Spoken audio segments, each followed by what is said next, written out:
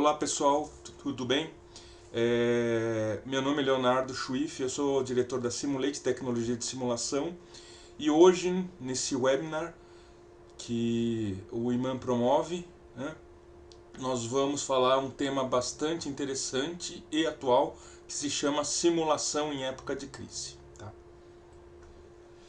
Então, crise, não sei se vocês sabem, é uma palavra que em chinês, os ideogramas, ela é composta por dois caracteres. Na realidade, né, um representa ameaça e perigo. Como eu não sou chinês e não entendo chinês, eu não sei qual representa, mas não sei se é da esquerda, de cima ou de baixo. Mas enfim, um representa ameaça e o outro representa oportunidade. Então, é justamente o foco dessa apresentação, que é como tomar as melhores decisões e transformar as ameaças em oportunidades. E a gente vai mostrar vários cases que nós fizemos isso por simulação.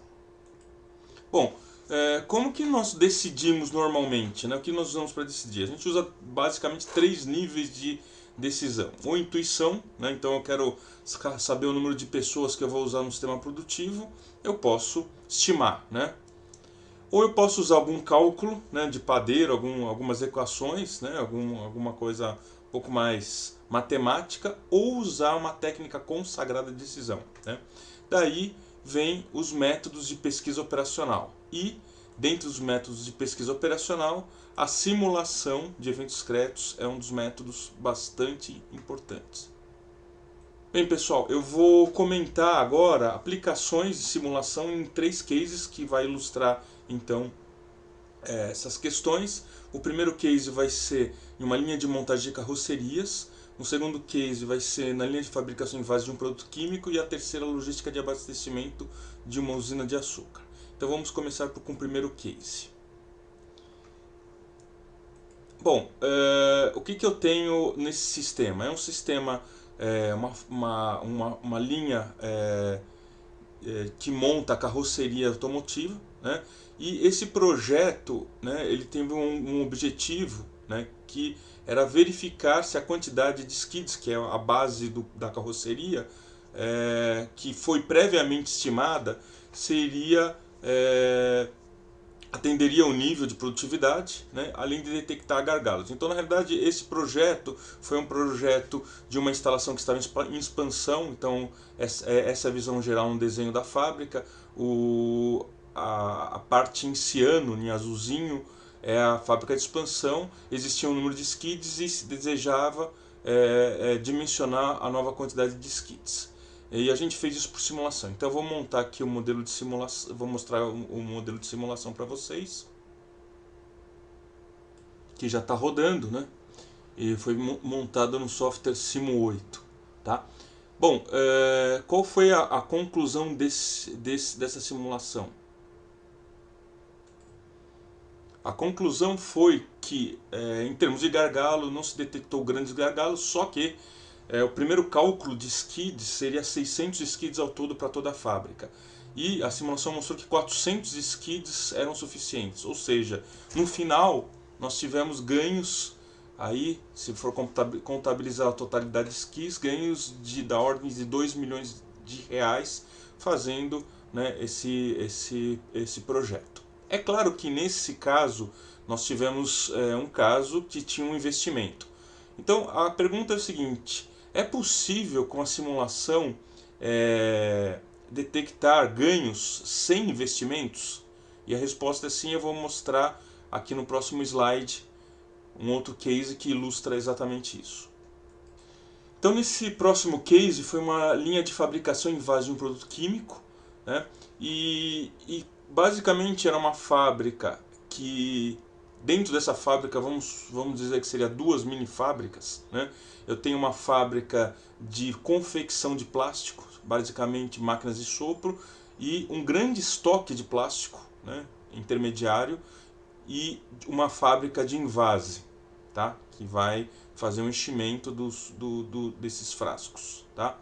E a programação era global, então uma parte da programação vinha para a fábrica de frascos, outra parte da programação vinha para a fábrica de envase. Tá? E a grande questão nesse projeto foi, bom, por que a gente não pode usar a estratégia Kanban, né? Então, não usar essa estratégia de programação e fazer a programação via Kanban. Eu vou mostrar o modelo original, né? E depois a alternativa Kanban nesse mesmo modelo de simulação. Então, aqui a gente pode escolher uma opção de qual programação, né? Vamos usar a programação convencional, que é essa que eu expliquei, e rodar o modelo. Então a gente vê uma série de estoques intermediários aqui, né? E o que a gente propôs então de mudança nesse sistema? Nós propusemos então que a programação da fábrica de frascos viesse via estoque. Então quando baixasse o nível de estoque de determinado tipo de produto, esse é o comando para começar a produzir os frascos. E a programação do invase via do PCP normal. Então a gente cortou esse elo, né, de programação, de duas programações, vamos dizer assim. Tá? E qual foi o resultado? Né? No modelo de simulação a gente pode ver a animação.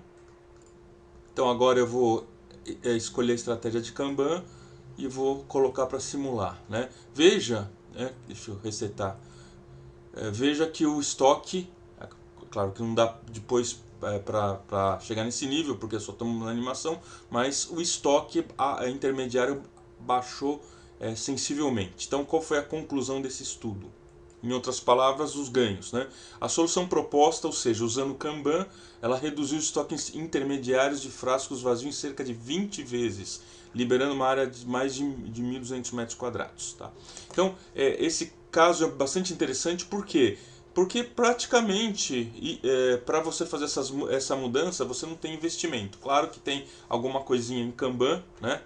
Mas é muito desprezível frente aos ganhos que você tem.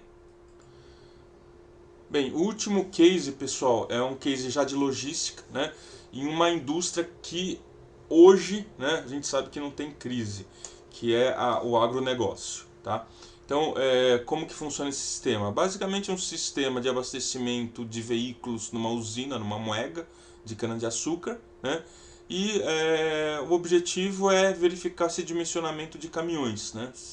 Se está realmente bem dimensionado o número da frota de caminhões. Bom, aqui está o modelo de simulação.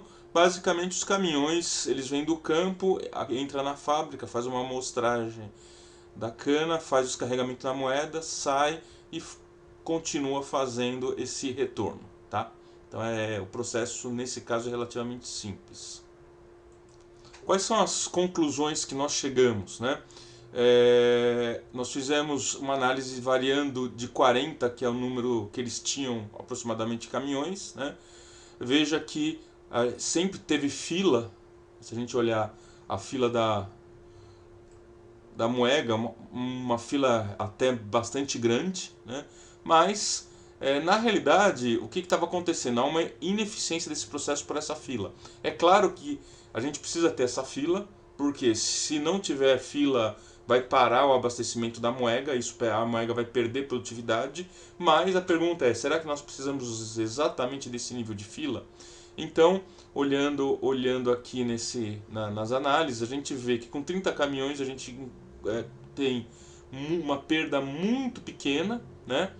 E praticamente desprezível, a gente consegue reduzir a fila que antes era em torno de 20 caminhões para menos de 10 caminhões, tá? E pode até a gente fazer outras inferências e ver se é viável ainda reduzir, né, o número de caminhões, e aí a gente tem que fazer um cálculo de custo-benefício com a respectiva perda. Então, pessoal, para finalizar, né, claro que nas épocas de crise é importante, né, saber transformar as ameaças em oportunidades, e a simulação é uma ferramenta que permite testar alternativas que pode trazer reduções de custo, né, sem interferência no sistema. Então eu não preciso mexer no próprio sistema, né, para tirar as conclusões. Eu crio um modelo virtual. Tá? E nós fizemos inúmeros projetos, até junto com o IMAN, de situações em que a gente obtém uma redução expressiva né, dos custos. E a questão é essa, né? A ferramenta está aí para ser usada, a oportunidade está em suas mãos. Muito obrigado, eu agradeço e depois a gente vai responder algumas perguntas específicas.